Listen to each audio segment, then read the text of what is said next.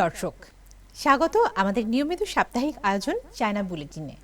আপনারা জানেন, চীন পৃথিবীর বৃহত্তম রাষ্ট্রগুলোর একটি। চীনের রাজনৈতিক, সমাজতান্ত্রিক, প্রশাসনিক বা কূটনৈতিক ঘটনাবহুল খবরগুলো বন্ধুপ্রতিম দেশ বাংলাদেশের দর্শকদের সাথে ভাগ করে নিতেই চায়না মিডিয়া গ্রুপ সিএমজির এই বিশেষ আয়োজন। সঙ্গে আছি আমি তামান্না জেনিফার। জানিয়ে দিচ্ছি বিশেষ বিশেষ ঘটনার শিরোনাম। ভিয়েতনামের প্রেসিডেন্ট নির্বাচিত হওয়ায় তো লামকে অভিনন্দন জানালেন চীনের প্রেসিডেন্ট শি জিনপিং। চীন অস্ট্রেলিয়া বাণিজ্য সম্প্রসারণের আহ্বান প্রধানমন্ত্রী লি ছিয়াংয়ের। মূল ভূখণ্ড সফরকালে 1992 সালের ঐকমত্যের গুরুত্ব তুলে ধরলেন কেএমটি চেয়ারম্যান। ভিয়েতনামের প্রেসিডেন্ট নির্বাচিত হওয়ায় তো লামকে অভিনন্দন জানিয়েছেন চীনের প্রেসিডেন্ট শি জিনপিং। চীন ভিয়েতনাম একটি অভিন্ন ভবিষ্যৎ নির্ভর সম্প্রদায় উল্লেখ করে প্রেসিডেন্ট শি বলেন, সাম্প্রতিক বছরগুলোতে দুই দেশের নেতাদের যৌথ উদ্যোগে চীন ভিয়েতনাম কৌশলগত সহযোগিতা ফলপ্রসূ হয়েছে, যা উভয় দেশের জনগণের জন্য বাস্তব সুবিধা বয়ে এনেছে। তিনি বলেন, এক শতাব্দীতে অভূতপূর্ব দ্রুত পরিবর্তনশীল পরিস্থিতির মুখে চীন ভিয়েতনাম শক্তিশালী সমন্বয় উভয় দেশের অভিন্ন স্বার্থ রক্ষা করবে। শি জোর দিয়ে বলেন, তিনি দুই দল ও দুই দেশের মধ্যে সম্পর্কের উন্নয়নে অত্যন্ত গুরুত্ব দেন এবং উন্নয়ন ও জাতীয় পুনরুজ্জীবনকে এগিয়ে নিতে অভিন্ন ভবিষ্যৎ সম্পন্ন চীন ভিয়েতনাম সম্প্রদায় গঠনে অগ্রগতি সাধন করতে, সমাজতান্ত্রিক উদ্দেশ্যকে ক্রমাগত শক্তিশালী করতে এবং দুই দেশের জনগণের জন্য আরও বেশি কল্যাণকর কাজ করতে তো লামের সাথে কাজ করতে প্রস্তুত আছেন, যাতে এই অঞ্চলে এবং বৃহত্তর বিশ্বে আরও বেশি স্থিতিশীলতা ও ইতিবাচক শক্তি সঞ্চারিত হয়। চীনের বিশাল বাজার বিশ্বের জন্য উন্মুক্ত থাকবে এবং চীন অস্ট্রেলিয়া থেকে আরও উন্নত মানের পণ্য আমদানি করতে আগ্রহী। মঙ্গলবার অস্ট্রেলিয়ার প্রধানমন্ত্রী অ্যান্থনি আলবানিজের সঙ্গে টেলিফোনে একথা বলেছেন চীনের প্রধানমন্ত্রী লি ছিয়াং। বর্তমান জটিল ও অস্থির আন্তর্জাতিক পরিস্থিতির প্রসঙ্গ তুলে ধরে লি ছিয়াং বলেন, ভূ রাজনৈতিক অস্থিরতা ও সংরক্ষণবাদের কারণে বিশ্ব অর্থনীতি ক্রমাগত প্রভাবিত হচ্ছে।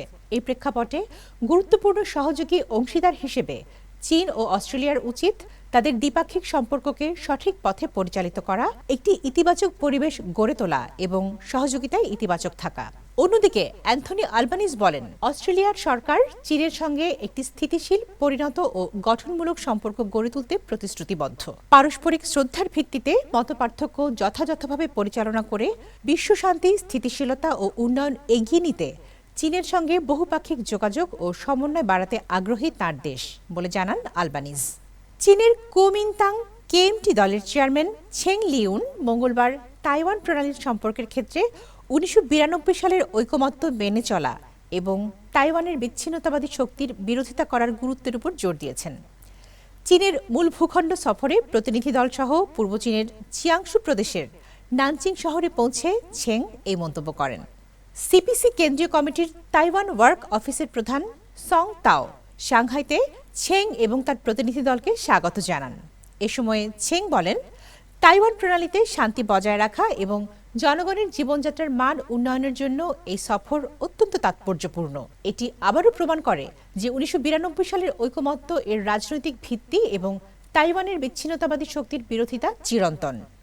ঐতিহাসিক অভিজ্ঞতা স্পষ্টভাবে দেখিয়েছে যে যতক্ষণ 1992 সালের ঐকমত্য মেনে চলা হবে এবং তাইওয়ানের বিচ্ছিন্নতাবাদী শক্তির বিরোধিতা করা হবে, ততক্ষণ তাইওয়ান প্রণালীর উভয় পারেই মতবিনিময় ও সংলাপ পরিচালিত হতে পারে।